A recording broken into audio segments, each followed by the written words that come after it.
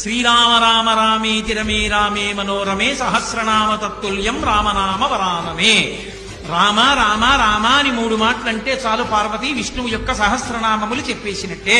సంస్కృత భాషలో అక్షరాల్ని లోకి మార్చేటటువంటి సంప్రదాయం ఉంది. రా 2 మా 5. రామ అంటే 2 × 5 × 2 × 5 × 2 × 5. 2 5 10, 10 2 20, 25 100, 2 200, 100 2 200, 205 1000. సహస్రనామ తత్తుల్యం రామనామ వరాననే. అందుకని ఒక్క రామనామాన్ని 3 మాటలు పలికితే సహస్రనామ తత్తుల్యం విష్ణు సహస్రనామ స్తోత్రాన్ని చెప్పేసినట్లే.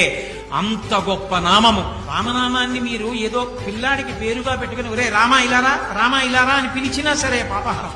మధ్యలో ఏదో ఆటలాడుకుంటూ రాముడు లక్ష్మణుడు అని పేరు పెట్టుకుని రామ రామ అని పిలిచినా సరే, ఎప్పుడైనా సరే పద్యంలోనో గద్యంలోనో గీతలోనో ఎక్కడో అక్కడ రామనామం చెప్పుకుంటే, రామనామం రాస్తే చాలు. రామనామం అంత గొప్ప నామం.